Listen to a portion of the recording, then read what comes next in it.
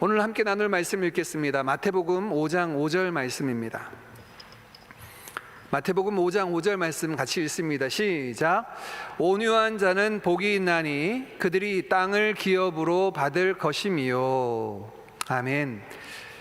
네, 우리가 벌써 네 번째 산상수훈의 말씀을 나누는데, 산상수훈에 들어가서 가장 먼저 만나게 되는 8복, 8가지의 복 중에 오늘은 세 번째 복, 온유한 자의 복을 함께 나누게 됩니다. 여러분, 함께 이 8복에 관한 말씀을 나누는 그 첫 시간에 여러분과 함께 나눈 것이 있는데요, 이 8복의 내용이 무엇일까? 누구에게 주어진 말씀이라고요? 예수님의 제자들, 하나님의 백성된 자들에게 주어진 이 8복은 하나님의 백성된 자들의 정체성이 무엇인가, 어떤 모습으로 살아가야 하는가에 대한 규정입니다.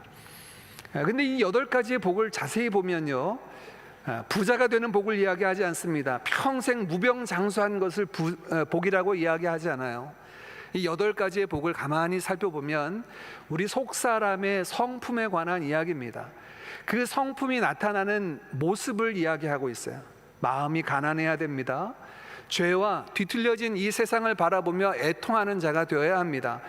의에 줄이고 목마른 자가 되어야 합니다. 화평케 하는 자가 되어야 합니다. 이 8가지의 복을 가만히 보면 우리 속에 있는 신앙 인격에 관한 말씀인 것을 알 수 있습니다. 그래서 여러분, 우리가 8복을 살펴보면서 중요하게 우리 마음에 새겨야 할 것이 있는데, 신자로서 우리가 받아 누려야 될 복이 무엇인가 하면, 우리 안에 그리스도를 닮은 거룩한 하나님의 성품에 참여하는 예수님의 그 형상을 이루는 복을 누리는 것이 신자된 가장 큰 복인 줄 믿습니다. 이 8복이 정말 저와 여러분의 삶 가운데 복으로 경험될 수 있기를 원합니다. 다른 어떤 복이 아니라 내가 예수 닮기를 원합니다. 예수 닮기를 원하고 그 형상을 본받기를 원하고 예수의 향기로 가득 채워진 삶이기를 원합니다. 고백하는 은혜와 복이 저와 여러분 가운데 있기를 원합니다. 우리 교회에 표어가 있죠. 비전이 있습니다. 십자가 복음으로 하나님 나라를 이뤄가는 교회. 교회가 마땅히 붙잡아야 될 가장 중요한 2가지 가치가 있다면 복음입니다. 그리고 그 복음으로 하나님 나라 이루어가는 것, 이 2가지가 교회의 중심된 가치요, 우리가 붙잡아야 될 사역이다 나누죠. 그런데 우리 성도님들하고 나누다 보면 이런 말씀을 많이 듣습니다. 목사님, 하나님의 나라라는 게 너무 막연하고 어렵습니다. 복음과 하나님의 나라, 이게 무슨 말씀인지 명확하게 잘 모르겠습니다 하는 말씀을 듣는 경우가 있어요. 오늘 8복을 함께 나누면서 여러분과 이렇게 대답할 수 있을 것 같습니다. 우리 안에 이루어지는 하나님의 나라가 무엇인가? 다른 게 아니에요. 예수님께서 선언하신 이 8가지 우리 안에 품어야 될 예수 그리스도의 형상을 갖는 것이 하나님의 나라입니다. 하나님의 나라가 되는 것이 우리로 하여금 엄청난 역사를 이루고 크고 웅장한 역사를 이루는 게 하나님의 나라를 이루는 게 아니고요, 우리 각자가 그리스도 안에서 구속받은 자로서 예수의 형상을 회복하고 예수를 따라가고 예수의 십자가를 지고 그 길 위에 함께 서는 자로 살아가는, 예수 닮는 자로 살아가는 것이 하나님 나라 이루어가는 삶일 줄 믿습니다. 어떻게 할 수 있을까요? 마태복음 5장부터 7장에 이어지는 산상수훈이 그것을 잘 보여줍니다. 사실 산상수훈의 말씀은 우리에게 굉장히 부담되는 말씀입니다. 오른편 뺨을 맞으면 왼편 뺨을 돌려대야 되고요, 오리를 가자고 청하는 사람에게 심리까지 기꺼이 함께 동행해 주어야 하고, 나의 속옷을 훔쳐가는 자에게 아낌없이 더 비싼 그 겉옷까지 내어주는 삶을 어떻게 감당할 수 있을까? 부담스럽죠. 그런데 여러분, 산상수훈이 보여주는 저는 구조가 굉장히 중요하다 봅니다. 8복이 산상수훈의 출발점입니다. 8복, 그리스도를 닮은 그 형상, 그 성품을 갖추지 않고는 이 삶으로 나아갈 수 없어요. 여러분, 우리 개인이 어떻게 원수를 사랑할 수 있습니까? 나를 핍박하는 자를 위해서 우리가 어떻게 기도해 줄 수 있습니까? 그런 삶은 우리 개인의 성정으로는 불가능해 보입니다. 그래서 어떤 경우는 예수님께서 이 말씀을 해주신 것은 우리로 하여금 꼭 지키라고 하신 말씀은 아닌 것 같아, 이렇게 생각하시는 분이 있어요. 아닙니다. 이 말씀대로 우리가 살아가야 합니다. 어떻게 살아갈 수 있을까요? 그 키워드가 있다면 팔복입니다. 이 성품을, 이 형상을 우리 가운데 가지면 우리가 이 삶을 살아갈 수 있어요. 능히 하나님의 백성으로 빛과 소금된 자로 살아갈 수 있을 줄 믿습니다. 여러분, 이것이 산상수훈의 구조입니다. 왜 팔복이 가장 먼저 나왔을까? 우리 가운데 하나님의 형상을 담아야 될 이 팔복이 가장 먼저 선언되고 있느냐? 우리 안에 이 속사람이 회복되고 온전히 갖추어질 때 뒤이어서 나오는 예수님께서 말씀하신 하나님 나라 백성으로 살아가는 삶이 능히 기쁨으로 감당될 수 있을 줄 믿습니다. 오늘 그 세 번째 우리 가운데 품어야 될 성품이 있다면 그 온유라는 성품입니다. 예수님께서 말씀하신 8가지 우리에게 주어진 복, 우리가 품어야 될 우리 안에 속사람의 형상들 중에 가장 직접적으로, 아니 유일하게 성품으로 표현된 복이 있다면 이 세 번째 복, 온유입니다. 나머지 모두는 간접적으로 성품이 나타나는 거예요. 마음이 가난한 것, 애통하는 것, 의에 줄이고 목마른 간접적인 표현이라면 이 8가지 복 중에 가장 직접적으로 성품을 나타낸 것이 있다면 바로 온유입니다. 여러분, 온유가 무엇입니까? 우리가 온유 너무 많이 들었죠. 성령의 9가지 열매 중에도 온유가 있고요. 성경 곳곳에 온유라는 것이 많이 등장을 합니다. 온유는 성품이죠. 사전적인 정의를 먼저 본다면 온유는 따뜻할 온자에 부드러울 유자를 씁니다. 그래서 따뜻하고 부드러운 속내를 가진 성품을 온유라고 표현하고요. 영어로는 meek, M-E-K라고 쓰는데요. meek라고 온유를 번역을 많이 합니다. 대부분의 영어 성경은 NASB를 제외하고는 모두 다 이 meek라고 번역을 했는데, 이 meek를 사전에 찾아보면 이렇게 되어 있습니다. 다른 사람을 향하여 부드럽게 대하고 자기에게 가하는 해를 잘 견디고 보복하지 않는 마음. 이렇게 정의를 내린다면 이 온유라고 하는 것이 오래 참는 것, 견디는 것과 비슷해 보이죠. 이렇게 성경의 그 사전적인 정의를 온유로 내린다면 사실 우리가 온유에 대해서 모르지는 않죠. 다 온유한 성품이 무엇인지는 다 압니다. 근데 이 온유라는 성품에는 우리가 좋아하는 면도 있고 우리가 별로 좋아하지 않는 면도 있습니다. 어떤 면이 좋습니까? 침착하고 부드럽고 노하기를 더디하고 다른 사람에게 따뜻하게 대하는 젠틀한 이런 성품이 온유 안에 있어요. 참 좋습니다. 근데 온유를 좀 부정적으로 보는 시각은 이렇습니다. 온유함, 나약한 거야. 그것은 늘 다른 사람에게 져줘야 되고 손해봐야 되고 낮아지는 자리에 가는 거니까 그 온유함은 부정적인 것으로 생각하는 경우들이 있습니다. 사실 이러한 모습은 오늘날 우리에게만 있는 것은 아니고요. 제가 마이크를 살짝 좀 바꾸겠습니다. 너무 하울링이 있어서.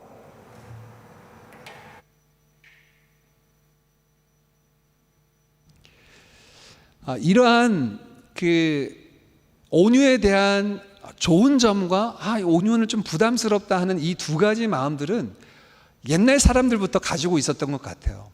특별히 헬라 철학자들은 지도자들에게, 국가의 지도자들에게는 이 온유라는 성품이 별로 달갑지 않게 여겼습니다. 왜냐하면 온유한 지도자 하면 그는 우유부단한 사람, 결정을 잘 내리지 못하고 지도력이 떨어지는 사람, 이렇게 인식을 가졌어요. 그래서 지도자들에는 온유한 사람은 맞지 않는 성격이다, 이렇게 보기도 했습니다.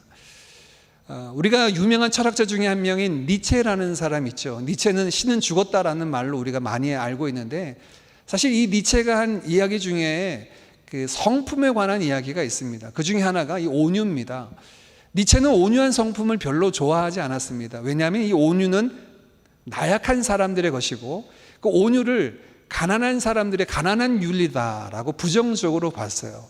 대신 이 니체는 초인이라고 하는, 이게 슈퍼맨이 아닙니다.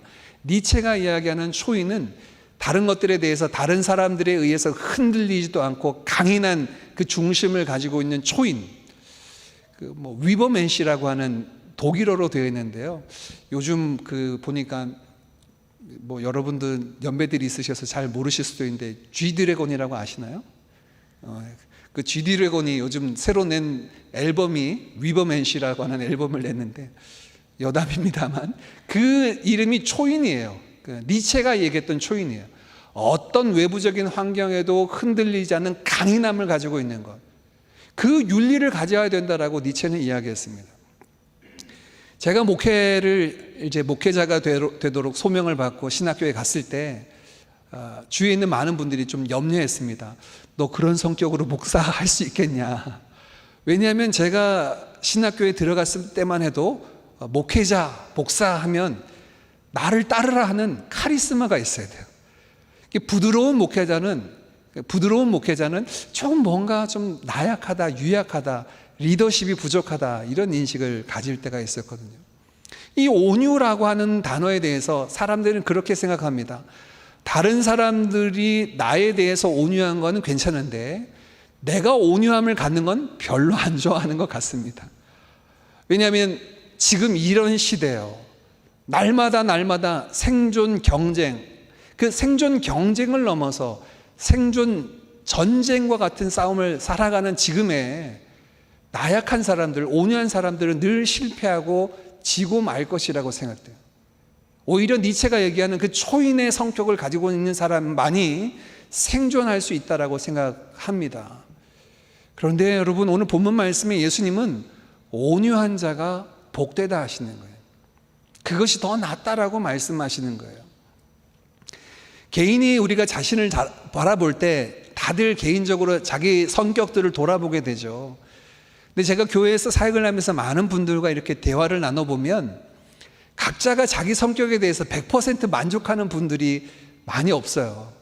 내 성격 이런 부분은 좀 고쳐졌으면 좋겠다, 이런 부분은 좀 더해졌으면 좋겠다 하는 그런 생각들을 많이 갖는데, 저도 그렇습니다. 제 자신을 볼 때 제가 더 좀 갖추어지면 좋겠다는 성품 중에 하나가 온유함입니다. 지난 한 주간 이제 제 딸하고 수요 예배를 마치고 둘이 점심을 먹을 기회가 있는데, 제가 저희 딸한테 그런 얘기를 했어요. 아빠가 목사로서 나는 내가 목사님 같지 않을 때가 참 많은데 난 목사다운 목사가 되었으면 좋겠다, 이런 얘기를 하니까 저희 딸이 아빠가 뭐 어떤 걸 얘기하는 거예요? 이렇게 얘기를 해요. 제가 온유했으면 좋겠다. 다른 많은 상황이나 여러 가지 형편을 봤을 때 온유했으면 좋겠다 하는 그런 마음이 있어요. 한 주간 이제 살아오면서 제가 이번 주 주일 말씀을 묵상하면서 이 온유에 대해서 많이 묵상하고 또 주석도 보고 책도 읽고 했지 않겠습니까? 근데 제가 어저께 제 안에 온유하지 못한 제 성품을 또 발견하지 않았습니까? 어제 이제 제 조카가 결혼식이 있었습니다. 그리고 전날 저희 군대 간 아들이 휴가를 나와서 이제 사촌형 결혼식에 참석한다고 참석을 하는데, 제가 전날 이야기를 했어요. 한 2시간 넘게 걸리는 시간이 걸리니까 10시에 출발해서 10시 전에 출발해서 꼭 결혼식 전에 도착해서 할아버지랑 큰아버지랑 다 인사드려라, 이렇게 했는데 제가 이야기한 것보다 2시간 늦게 출발을 하는 거예요. 제가 너 지금 어디쯤 가고 있냐 했더니 지금 출발하려고요 라는 문자를 보자 뜨거운 게 여기서부터 쫙 올라오는 거예요. 그래서 제가 이제 하이드가 된 겁니다. 카톡방에다가 제가 이 녀석 아빠가 어제 어떻게 얘기했는데 막 쫙 그러면서 제가 역시 나는 온유하지 못하구나. 그런데 이 불편한 마음이 가라앉지 않는 거예요. 참 부족한, 내 안에 온유함이 없구나. 한 주간 그렇게 온유에 대해서 말씀을 보고 묵상하고 있는데 어떤 상황을 딱 맞닥뜨리면 내가 원하고 생각하는 것들이 이루어지지 않는 상황, 제 온유가 깨어지는 상황이에요. 하나님의 영광이 가려지거나 하나님의 의가 이루어지지 않아서 불편한 게 아니라 그거 시간을 못 지키는 게 그게 너무 불편한 거예요. 그 시간을 못 지키냐, 그러다가 결혼식 늦겠다, 이 불편함이 막 제 안에 있는 거예요. 그래서 아직까지 난 참 멀었구나, 이런 생각을 하게 되었는데요. 오늘 여러분과 함께 이 온유에 대해서 함께 나눠보기를 원합니다. 사전적인 정의는 온유가 그렇다라고 얘기한다면 성경에서는 온유를 무엇이라고 이야기하고 있을까요? 이 프라우스라고 하는 헬라어로 되어 있는 이 온유의 뜻은 앞에 있는 사전의 뜻과 비슷합니다. 부드럽고 따뜻하며 다른 사람이 해를 가할 때도 묵묵히 그 해를 가하는 것을 참고 견디며 그 사람을 안아주는 성품을 온유한 성품이라고 이야기합니다. 성경에 이 온유라는 단어가 가장 먼저 등장하는 성경은 민수기 12장의 한 장면입니다. 민수기 12장에 보면 이제 모세가 이스라엘 백성들을 이끌고 광야 길로 이제 걸어가고 있을 때였습니다. 모세의 형인 아론과 그의 누이였던 미리암이 모세를 비난하기 시작합니다. 모세가 구스 여인을 아내로, 우리로 얘기하면 피부가 검은 에디오피아 여인을 아내로 맞아들이는 것을 비난하면서 아론은 이렇게 이야기합니다. 하나님께서 모세를 통해서만 말씀하시냐? 아니다. 우리를 통해서도 말씀하시는데 왜 모세가 지금 이렇게 잘못하고 있는데 모세가 이렇게 잘못했다면 그의 말을 들을 필요가 없다라고 이렇게 이야기를 하는 거예요. 요즘 우리 식으로 이야기하면 어떤 상황일까요? 가장 믿었던 형제에게 뒤통수 맞은 상황입니다. 아니 모세가 출애굽할 때부터 시작해서 얼마나 힘들게 힘겹게 여기까지 왔습니까? 이 이스라엘 백성들을 하면요 프로 불평납니다. 왜 이렇게 불평하는 거 많은지.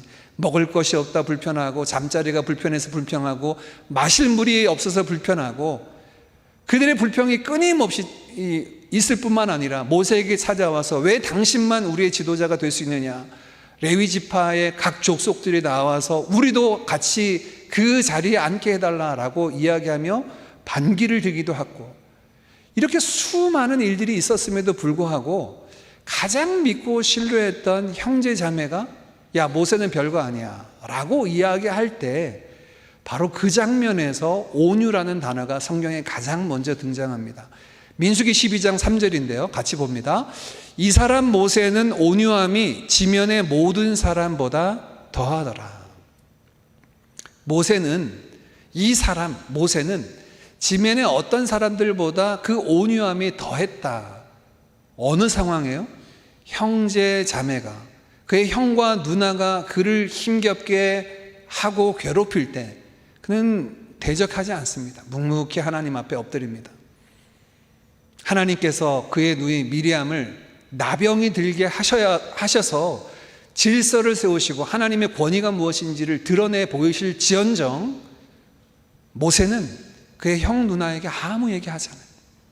와서 그에게 아픔을 주고 힘겨움을 주더라도 묵묵히 그것을 받아내고 있습니다. 이것이 온유한 성품이에요. 신약에 오면 이 온유한 성품을 가진 또 다른 분이 한 분 등장하죠. 예수님입니다. 예수님 당신 자신을 마태복음 11장 말씀에 이렇게 이야기하는데 12장 9절 말씀 같이 한번 읽어봅니다. 11장 29절입니다. 나는 마음이 온유하고 겸손하니 나의 멍에를 메고 내게 배우라. 그리하면 너희 마음이 쉼을 얻으리니. 예수님이 뭐라고 제자들에게 말씀하셨냐면 수고하고 무거운 짐진 자들아 다 내게로 오라. 내가 너희를 쉬게 하리라. 나는 마음이 온유하고 겸손하니 내게 와서 내 멍에를 지고 내게 배우라 라고 말씀하시면서 예수님 당신 자신이 온유하다라고 말씀하시는 거예요. 예수님이 가지고 계신 성품을 그 온유라고 말씀하시는데 예수님의 온유는 어떻게 드러났습니까? 예수님을 핍박하는 자들을 향하여서 예수님을 저주하는 자들을 향하여서 어떻게 하셨습니까? 마지막 그 십자가 상에서 예수님께서 하늘을 우러러 기도하시면서 하나님 앞에 기도하기를 하나님 저들이 하는 일이 무엇인지 알지 못하나이다. 저들을 용서해 달라고 그들을 품고 기도하셨습니다. 이사야 말씀은 예수님을 향하여 말씀하시기를 저는 도살장에 끌려가는 양이 잠잠한 것 같이 그 양이 털 깎는 자 앞에서 잠잠한 것 같이 잠잠하다라고 말씀하셨어요. 예수님이 이 성품을 향하여 상한 갈 때도 꺾지 아니하시고 꺼져가는 심지도 끄지 아니하시는 분이다 말씀하셨어요. 예수님은 다른 이들을 향하여 끝까지 참아주시고 견뎌주시고 안아주셨습니다. 힘이 없으셔서요? 아니요. 충분히 말씀하셔서 하늘에서 12영이나 되는 천사를, 천군 천사를 보내셔서 멸하실 능력이 있으셨지만 대제사장이 보낸 그 무리들을 향하여 잠잠히 도수장에 끌려가는 양처럼 끌려가시는 그 온유함이 있으셨어요. 그리고 예수님은 내게 와서 그 온유함과 겸손함을 배우라라고 말씀하고 있습니다. 우리가 갖추어야 될 성품이 그것이다라고 말씀하고 있습니다. 여러분, 성경은 신자들이 갖추어야 될 여러 가지 것들 가운데 우리로 하여금 엄청나게 크고 위대한 역사를 이루라 얘기하지 않습니다. 우리의 속사람이 죄 가운데서 구속받았다면 새 사람의 형상을 입고 그리스도로 옷 입은 자로 살아가도록 우리를 이끄신다시고 있는데, 갈라디아서 5장 말씀에는 그 성령을 따라 살아가는 삶, 성령의 열매 중에 이 온유를 이야기하고 있습니다. 제가 2주에 성경을 쭉 찾아보니까 이 온유라는 단어로 성경을 검색해 보니까 성경에 갈라디아서뿐만 아닙니다. 빌립보서, 골로새서, 디모데 전후서, 디도서, 베드로 전서 이르기까지 많은 서신서에 성도들을 향하여 너희들 온유로 옷을 입으라고 이야기해요. 온유로 옷을 입으라고 이야기합니다. 그런데 여러분, 이 온유에 대해서 우리가 갖는 오해가 하나가 있어요. 온유, 좋은 성품이죠. 갖춰야 될 성품이죠. 그런데 온유하면 손해본다. 온유하면 무시당한다. 온유하면 아무것도 가질 수 없다라고 인식하며 살아가는 것 같습니다. 예, 겉보기에는 그런 것 같습니다. 그래 보입니다. 이 한 주 제가 이 5절 말씀을 읽고 또 읽어봤는데 이 말씀이 어느 순간 이렇게 읽히더라고요. 온유한 자는 복이 있나니 저들은 하나님의 땅을 기업으로 받을 것이며 라고 말씀하고 있어요. 이 말씀이 어느 순간 어떻게 읽혀지기 시작하냐면, 온유한 자는 이 땅에서 땅을 가질 수가 없어요. 그래서 땅을 유산으로 받게 될 것이라고 이야기하는 거예요. 온유한 자에게 주어지는 복은 하나님께서 그에게 땅을 유산으로 주시겠다는 거예요. 인헤리턴스, 유산으로 그에게 땅을 주시겠다는 거예요. 이 말씀은 역으로 얘기하면 온유한 자로 살아가서는 땅을 차지할 수가 없어요. 그렇죠. 내가 부드럽게 연하게 다른 사람에게 양보하고 살아야 되는데 어떻게 땅을 차지할 수 있습니까? 그러나 걱정하지 마세요. 하나님의 약속의 말씀이에요. 예수님께서 약속하셨습니다. 온유한 자로 살아가는 것, 그 지는 것 아니에요. 온유한 자로 살아가는 것, 가난하고 없어지는 삶 아니라고 이야기합니다. 그 사람은 눈에 보이는 어떤 쥐는 땅은 모르겠지만 하나님의 나라를 유업으로 받는 것 결단코 잃어버리지 않는다 말씀하시는 거예요. 그러면 여러분, 우리가 어떻게 온유한 자로 설 수 있을까요? 어떻게 말씀하신 대로 이 온유한 성품을 우리가 갖고 하나님의 백성으로 살아갈 수 있을까요?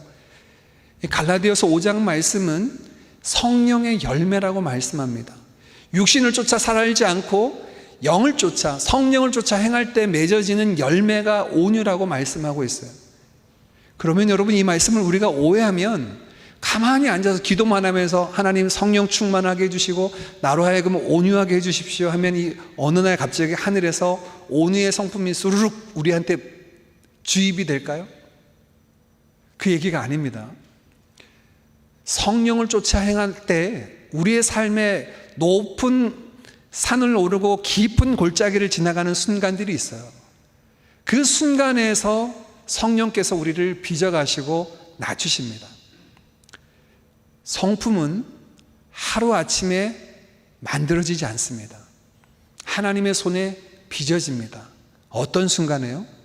높은 험한 산을 올라가고 깊은 그 험준한 골짜기를 내려가서 인생의 그 밑바닥과 같은 상황들을 지나가는 그 시점에도 육을 쫓아 살아가지 않고 내가 성령을 쫓아 살겠노라고 성령의 인도하심을 구하고 살아갈 때 우리 안에 그 온유한 성품이 빚어지는데, 오늘 마태복음 11장 29절 말씀에 예수님이 이렇게 말씀하시는 거예요. 나는 온유하고 겸손하니 내게서 와서 배우라고 말씀하시는 거예요.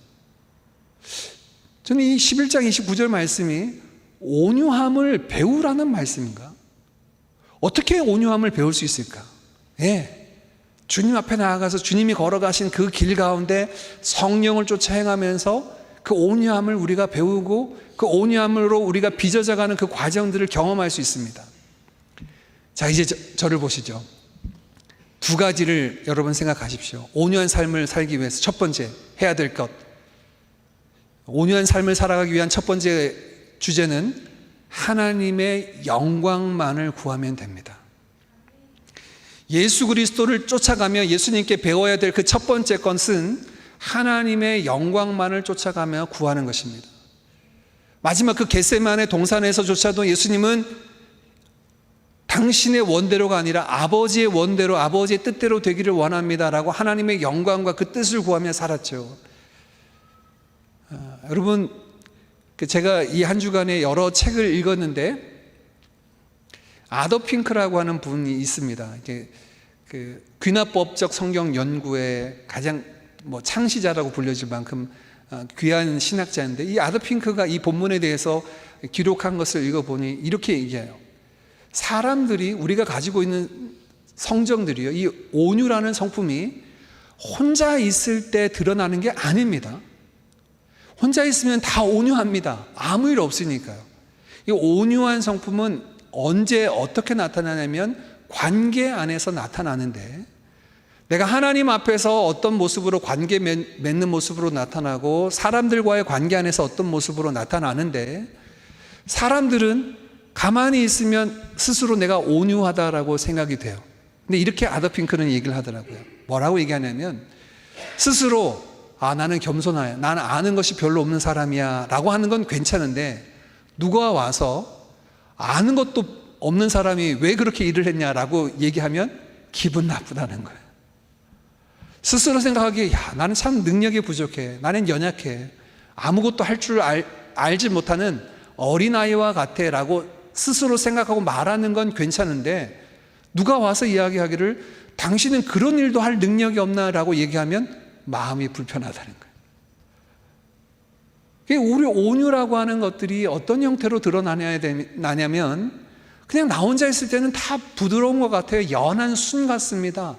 그런데 어떤 상황들, 우리가 무시당하는 것 같고 우리가 거절당하는 것 같고 내가 원하는 것들이 이루어지지 않는 어제 저와 같은 상황, 정한 시간에 출발하지 않은 게 왜 이렇게 마음이 불편한 건지, 지각할 것 같은 것이 왜 이렇게 마음이 그냥 답답한 것 같지, 이런 것처럼 이런 상황에서 드러나게 되는 거예요. 그럼 그럴 때 어떻게 해야 될까요? 이럴 때 내가 원하는 것, 내가 바라는 것을 내려놓고요, 하나님의 영광을 구할 때 우리 안에 온유라는 성품이 온다는 거예요. 대표적인 인물이 누구입니까? 바울이었어요. 바울은 성격이 장난이 아니었던 사람 같습니다. 이 사람은 두 번째 전도 여행 때 바나바와 함께 길을 가다가 바나바의 생질이었던 마가 요한과 함께 가자는 이 논의 때문에 결국은 다투고 다른 길로 가지 않습니까? 성질이 보통이 아니었던 것 같아요. 그런데 이 바울이 뭐라고 이야기하고 있냐면, 그에게 한 통의 편지가 옵니다. 바울 선생님, 누군가 지금 당신을 비난하면서 야 바울 찌찌찌 저렇게 감옥에 갇힌 거 보니까 저렇게 복음 전하는 거 하나님이 기뻐하시는 방법 아니야 라고 당신을 비난하면서 복음을 전하는 자들이 있습니다. 어떻게 해야 할까요? 라고 편지를 보냈더니 바울의 반응이 어떻습니까? 이런들 어떠리 저런들 어떠리예요. 나를 시기함으로 복음을 전하면 어떻고, 나를 본받기를 원해서 복음을 전하면 어떻고, 이러든 저러든 예수의 복음만이 증거되면 나는 괜찮다는 거예요. 이 모습 속에서 우리는 뭘 봅니까? 그가 하나님의 영광이라고 하는 가치를 가장 우선해 두니까 내가 좀 무시당하고 내가 비아냥을 받고 내가 무시당하고 다른 사람들이 나를 헐뜯든 어떻게 되든 그 방식을 통하여서라도 예수님의 복음이 증거된다면 난 괜찮아. 왜요?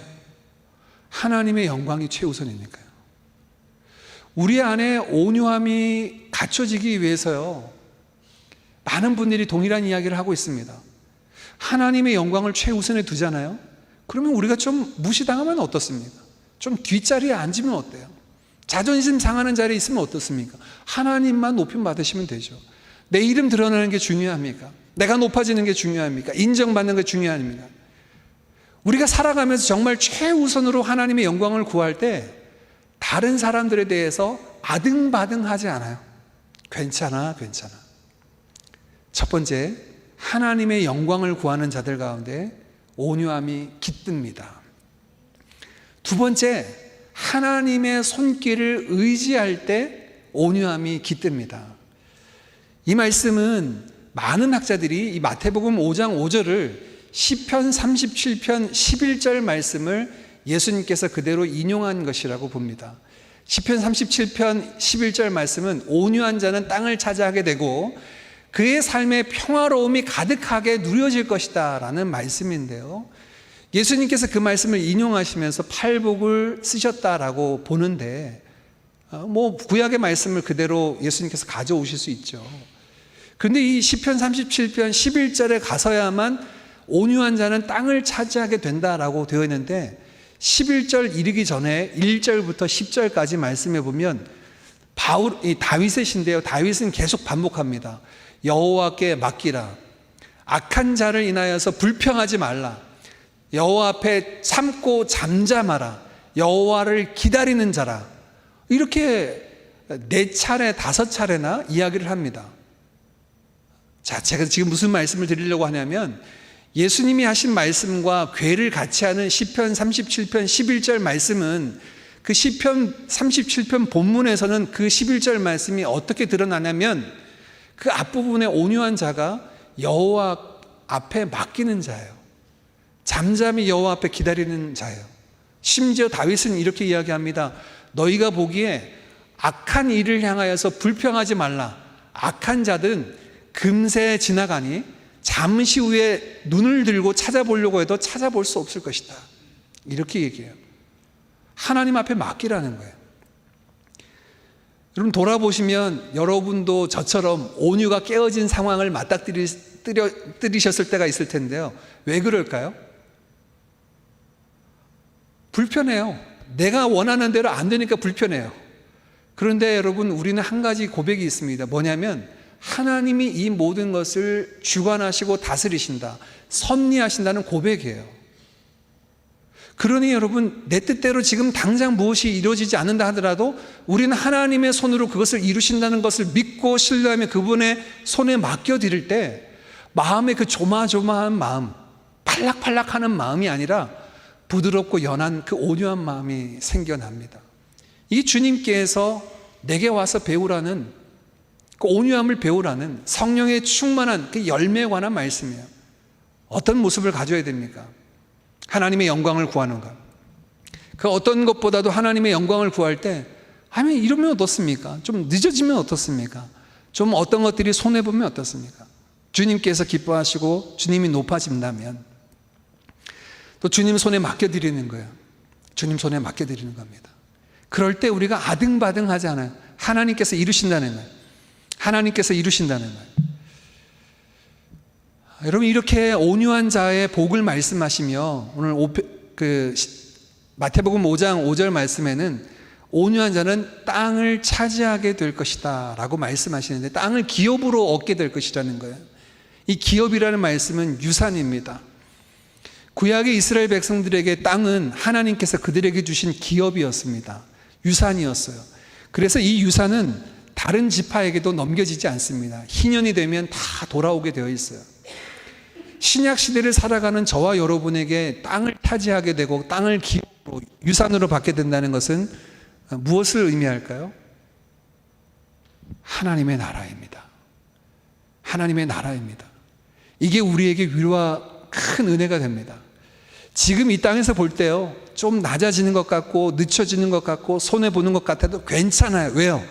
마지막 끝날에 하나님께서 우리를 하나님 나라의 상속자로, 그 나라를 상속하는 자들로 삼아 주셨기 때문입니다. 조금 손해봐도 괜찮아요. 이 땅의 손해가 전부가 아니에요. 바울이 이야기하는 것처럼 지금 당하는 고난은 장차 받을 영광과 좋게 비교할 수 없습니다.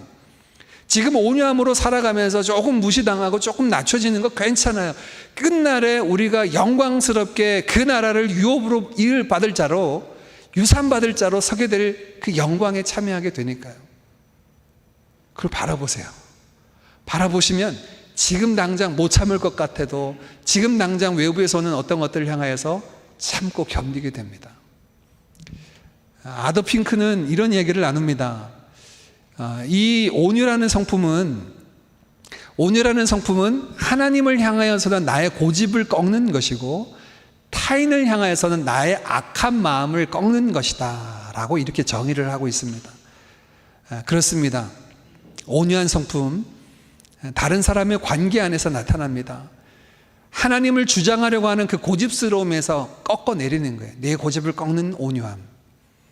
다른 사람을 향하여서 복수하고 싶고 보복하고 싶고 내 것 다 찾아내고 싶은 그 마음 안에서 그 악한 의지를 꺾어내는 것. 온유함입니다. 이 온유함. 우리 하나님의 영광을 바라보고요, 그 하나님의 손에서 모든 것을 이루실 줄, 섭리하실 줄 믿는 믿음으로 참고 견디며 주님 닮은 이 온유함으로 살아가는 모든 드림 가족들 되시기를 주님의 이름으로 축복합니다.